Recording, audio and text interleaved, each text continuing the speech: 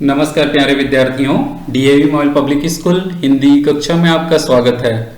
आज मैं कक्षा 10वीं में आपको इस वर्ष गद्य खंड से बड़े भाई साहब कहानी पढ़ाने जा रहा हूं, जो कि मुंशी प्रेमचंद द्वारा रचित है। एक सुंदर विचार के साथ आइए आज कक्षा का प्रारंभ करते हैं।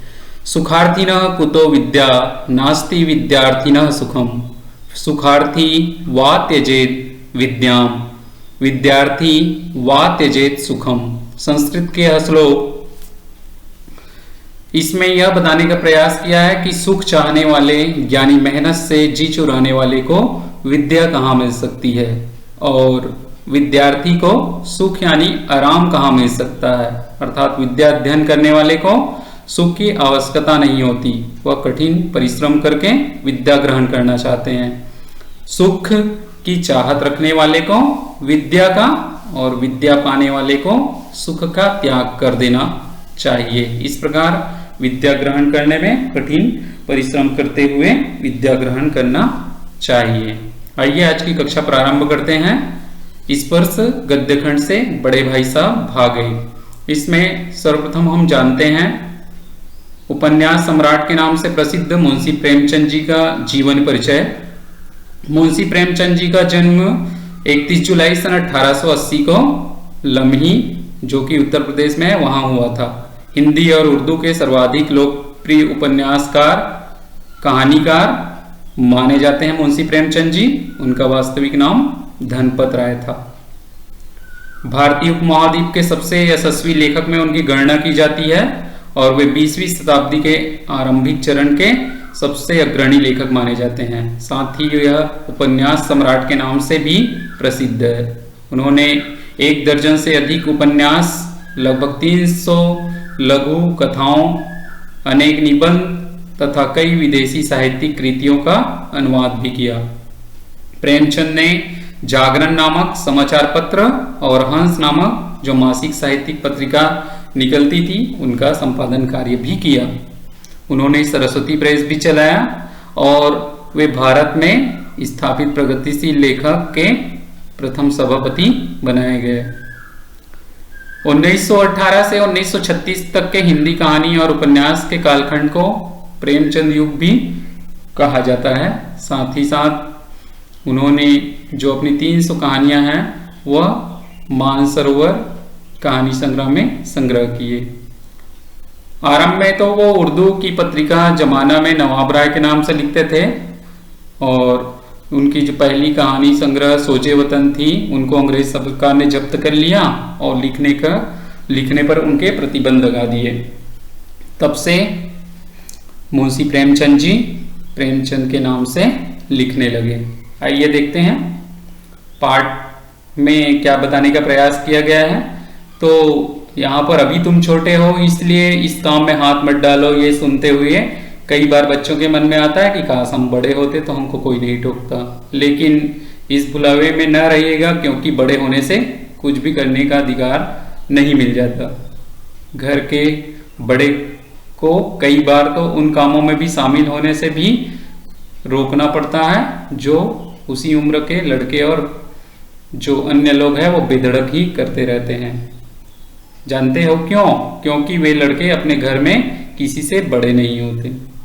इस पाठ में एक बड़े भाई साहब है जो है तो छोटे ही, लेकिन घर में उनसे छोटा एक भाई और है, इस कारण वो बड़ा कहलाया। उससे उम्र में केवल कुछ साल बड़ा होने के कारण उनसे बड़ी बड़ी अपेक्षाएं की जाती है ना। जानते हैं कहानी के जो पात्र है। तो इसके पहले बताया गया कि लेखक जो तीव्र बुद्धि के थे, पढ़ते कम थे मगर खेलते ज्यादा थे। खेल कूद में उनकी रुचि ज्यादा थी, परंतु कक्षा में हमेशा प्रथम आते थे। दिन भर खेलना कूदना, बड़े भाई का डांट खाना, परंतु खेलना नहीं छोड़ता था और उनकी स्थिति में कोई परिवर्तन भी नहीं आया। और एक थे इस कहानी के पात्र बड़े भाई साहब, स्वभाव से बड़े अध्ययनशील थे। दिन रात किताबें खोलकर बैठते थे, पढ़ाई करते थे। ना पढ़ने वाले छोटे भाई जो थे उनको हमेशा डांटते थे, उनको नहीं पढ़ने के हानि के बारे में भी बताते थे। अत्यधिक पढ़ने के बावजूद वह कक्षा में फेल हो जाते थे। मगर जो लेखक थे वह पास हो जाते थे, वो भी अव्वल दर्जे से। देखते हैं, लेखक प्रेमचंद ने इस पाठ में अपने बड़े भाई के बारे में बताया, जो कि उम्र में उनसे 5 साल के बड़े थे, परंतु पढ़ाई में केवल 3 कक्षा आगे थे। लेखक स्पष्टीकरण देते हुए कहते हैं कि ऐसा नहीं है कि बाद में पढ़ाई शुरू की, बल्कि वे चाहते थे कि उनका बुनियाद मजबूत हो, इसलिए 1 साल का काम 2-3 साल में करते। यानी उनके बड़े भाई कक्षा पास नहीं कर पाते थे।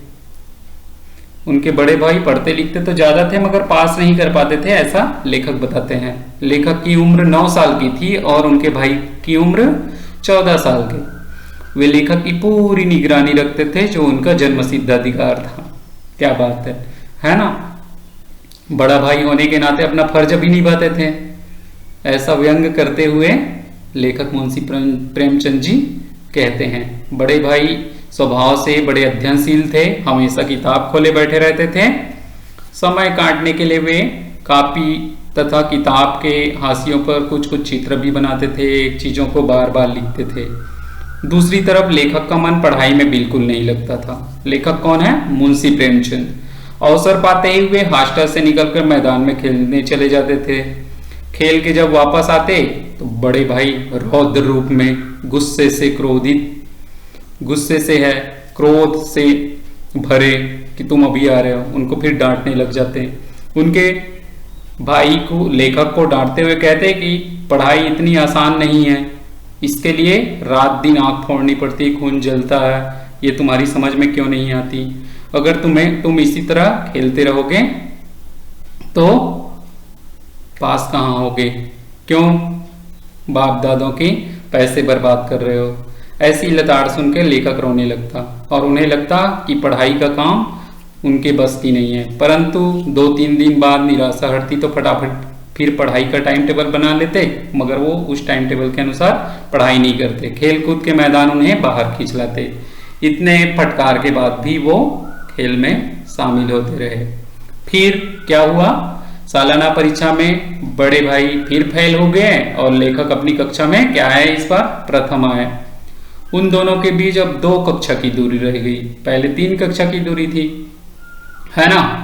लेखक के मन में आया कि वह भाई साहब को आड़े हाथ ले, परंतु बेचारा बड़ा भाई साहब फेल होने के कारण दुखी है, तो उन्होंने जाओ करके छोड़ दिया। खेल कूद में फिर व्यस्त हो गए। अब बड़े भाई का लेखक पर ज्यादा दबाव न था। एक दिन लेखक सुबह के समय खेल के लौटे तो बड़े भाई साहब ने उनको जमकर डांटा और कहा कि अगली कक्षा में अव्वल आने पर तुमको घमंड हो गया है। ये जान लो कि बड़े बड़े आदमी का भी घमंड नहीं टिक पाया, तुम्हारी क्या हस्ती है, तुम तो एक ही कक्षा में प्रथम आया। अनेक उदाहरण देके लेखक को चेताया। बड़े भाई साहब ने उनको अपनी कक्षा के अलजेब्रा, ज्योमेट्री, इतिहास की बहुत सारी टिप्पणी और कठिन कठिन विषयों के बारे में बताने लगे।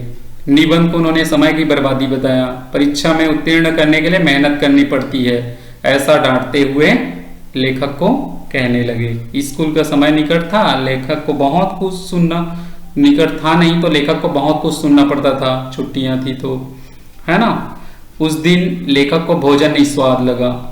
इतना सुनने के बाद भी लेखक की रुचि पढ़ाई में बनी रही और खेल कूद में वे शामिल होते रहे। उनका ध्यान खेल कूद में ही रहा, पढ़ने में मन नहीं लगा। ये तो हुआ कहानी बच्चों। इसके आगे क्या होगा उसको मैं आपको अगले वीडियो में बताऊंगा। तब तक के लिए आप अच्छे से पढ़ाई कीजिए और अपनी अभ्यास पुस्तिका में इन प्रश्नों का उत्तर आप लिखेंगे। मुंशी प्रेमचंद जी का संक्षिप्त जीवन परिचय लिखेंगे, उनकी रचनाएं और भाषा शैली के बारे में भी बताएंगे। बड़े भाई साहब छोटे भाई से हर समय पहला सवाल क्या पूछते थे, इस बारे में लिखेंगे।